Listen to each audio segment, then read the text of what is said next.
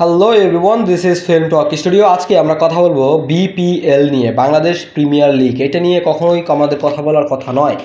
মানে film related যে ভিডিওগুলো আসে এটা থেকে এটা একটু ডিফারেন্ট, একটু আলাদা, বিকজ এখানে শাকিব খান ইনভলভ রয়েছে। তো সেটা হচ্ছে, আমরা জানি, সবাই পুরো বাংলাদেশ জানে অলরেডি যে শাকিব খান এবার বিপিএলে একটা দল কিনেছে, ঢাকা ফ্রাঞ্চাইজি। ঢাকা ফ্রাঞ্চাইজির নতুন মালিক হচ্ছে রিমার্ক অ্যান্ড হারল্যান্ড। শাকিব খানের রিমার্ক অ্যান্ড হারল্যান্ড, মানে শাকিব খান দল কিনেছেন। তো শাকিব খানের দলের নাম এবার কি হবে? কারণ ঢাকা ফ্রাঞ্চাইজির এই দলটি বিভিন্ন সময় বিভিন্ন নামে বিপিএলে হাজির হয়েছে। তো এইবার বিপিএলে এই ঢাকার দল কোন নামে হাজির হবে এটা নিয়ে কিন্তু অনেক জল্পনা কল্পনা রয়েছে। তো লাস্ট আপডেট অনুযায়ী যে রিউমার, মানে স্ট্রং একটা রিউমার, সেইটা হতে পারে যে ঢাকায় ফ্রাঞ্চাইজির এই দলটির নাম হবে, শাকিব খানের এই বিপিএলের দলটির নাম হবে ঢাকা নবাব। ঢাকা নবাব নামে হাজির হবে এবার বিপিএলে। তো আমাদের নায়ক ইমন, মানে রিমার্ক অ্যান্ড হারল্যান্ডের এক্সিকিউটিভ ডিরেক্টর নায়ক ইমন একটা আপনার প্রেস কনফারেন্সে বলেছে যে এইবার বিপিএল হবে জমকালো, এইবার বিপিএল মাতাবে তারকারা। মানে ফিল্মের, বাংলাদেশের ডালিউড ইন্ডাস্ট্রির বড় বড় টপ ক্লাস সুন্দরী জনপ্রিয় যে তারকারা রয়েছে, যে মডেলরা রয়েছে, যে অভিনেত্রীগুলো রয়েছে, নায়িকারা রয়েছে, তারা এইবার বিপিএলের গ্যালারিতে উপস্থিত থাকবে। এবং অবশ্যই আমাদের শাকিব খান সহ। আপনারা আইপিএল যখন দেখেন, আইপিএলে কিন্তু দেখেন যে নায়িকা যাদের দল রয়েছে তারা মাঠে আসে। আবার বিশেষ করে আমাদের ডন, আমাদের বাদশাহ শাহরুখ খান, বলিউড বাদশাহ শাহরুখ খান, তার যে দলটা রয়েছে তিনি কিন্তু বিপিএলে তার দলকে সমর্থন দেওয়ার জন্য তিনি গ্যালারিতে উপস্থিত থাকেন তার পরিবার সহ।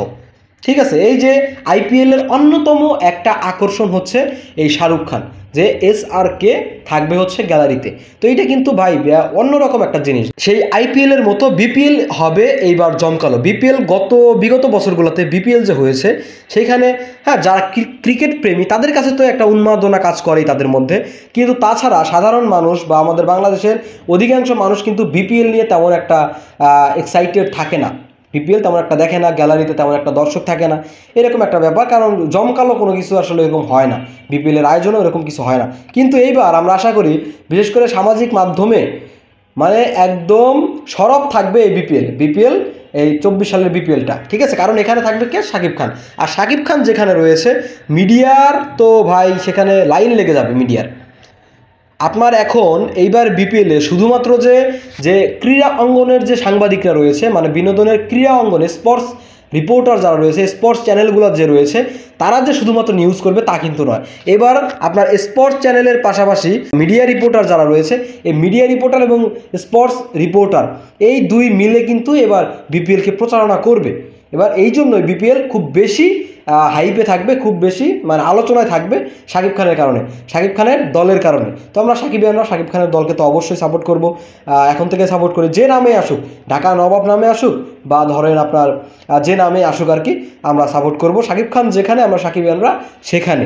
তো কথা হচ্ছে, এইবার বিপিএলে নায়িকা পূজা চেরি, পরিমণি, আপনার নায়িকা তিশা, মানে রিমার্ক হারল্যান্ডে যারা রয়েছে, যে ব্র্যান্ড অ্যাম্বাসেডরগুলো রয়েছে, আপনারা এটা জেনে খুশি হবেন যে রিমার্ক অ্যান্ড হারল্যান্ড কোম্পানির সাথে কিন্তু অলরেডি বাংলাদেশের টপ ক্লাস ছোট পর্দা বড় পর্দার যে অভিনেত্রীগুলো রয়েছে তারা কিন্তু অ্যাড হয়ে গেছে, ইনভলভ হয়ে গেছে, মানে তারা ব্র্যান্ড অ্যাম্বাসেডর হয়ে গেছে অলরেডি। কিন্তু তারা যেহেতু ব্র্যান্ড অ্যাম্বাসেডর, তারা অবশ্যই কিন্তু আপনার গ্যালারিতে উপস্থিত থাকবে দলকে সমর্থন দেওয়ার জন্য।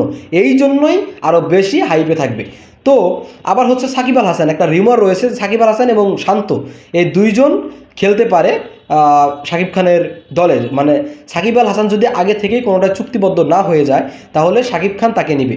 এবং আমরা জানি যে সাকিব আল হাসান কিন্তু শাকিব খানের রিমার্ক অ্যান্ড হারল্যান্ডের একটা brand ambassador, remark and Harland কোম্পানির সাথেও ইনভলভ রয়েছে সাকিব আল হাসান। তো সেই ক্ষেত্রে সাকিব আল হাসান থাকার সম্ভাবনা খুব বেশি।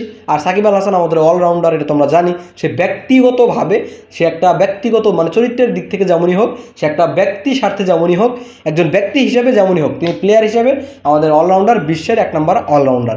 তো তাকে শাকিব খান রাখার চেষ্টা করবে। শাকিব খান 1 নম্বর, সাকিব আল হাসান 1 নম্বর। তো তাছাড়াও শাকিব খান এবং সাকিব আল হাসান দুইজনের মধ্যে যে বন্ধুত্বপূর্ণ সম্পর্ক, ভাই ভাই সম্পর্ক, এটা কিন্তু আমরা অনেক দিন থেকে আমরা দেখে আসতেছি।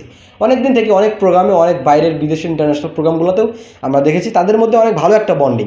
ঠিক আছে, তো সেই ক্ষেত্রেও অনেক বেশি সম্ভাবনা রয়েছে যে সাকিব আল হাসান শাকিব খানের টিমে খেলবে। তো তারপর হচ্ছে শান্ত। শান্ত খেলতে পারে এবং ক্যাপ্টেন্সি করতে পারে, এটা রিমার অনুযায়ী যে শান্ত খেলবে শাকিব খানের দলে এবং ক্যাপ্টেন্সিও করবে, তো হইতে পারে এরকম কিছু। তো যাই হোক, আমাদের শাকিব খান যেহেতু একজন শিল্পী মনা মানুষ, বিনোদন প্রেমী মানুষ, এক নম্বরের মেগাস্টার, তিনি অবশ্যই মন থেকেই আসলে ক্রীড়া অঙ্গনকে অনেক দূর নিয়ে যাবে, বিপিএলটাকে অনেক দূর নিয়ে যাবে, বিপিএলটাকে আরও বেশি আলোচিত করবে। এই জন্য তিনি চেষ্টা করবে ভালো ভালো প্লেয়ার কেনার জন্য, বিদেশি দেশি ভালো ভালো প্লেয়ার তার দলে ভেড়ানোর জন্য তিনি চেষ্টা করবে, যাতে বিপিএলটা তিনি মাথাইতে পারেন। এবং আমরা এটা আশা রাখি যে শাকিব খান প্রথমবারের মতো বিপিএলে এসে প্রথমবারের মতোই বিপিএল জয় করবে। যাই হোক, এইবার শাকিব খান যেহেতু বিপিএলে এন্ট্রি নিয়েছে কিং, এখানেও তিনি রাজত্ব করবে, বিপিএলেও তিনি রাজত্ব করবে, তার দল দিয়ে তিনি রাজত্ব চালাবে। এবং আমরা আশা করি প্রথমবারের মতো বিপিএলে পদার্পণ করে শাকিব খান প্রথমবারের মতোই বিজয় অর্জন করবে, বিপিএল উইনার হবে। তো এই আশা ব্যক্ত রেখে আজকে এই পর্যন্তই। দেখা যাক এই নামটা চূড়ান্ত হয় কিনা, ঢাকা নবাব নামটা চূড়ান্ত হয় কিনা, বা কোন নামে আসলে জনসম্মুখে আসে ঢাকা ফ্র্যাঞ্চাইজি শাকিব খানের এই টিম।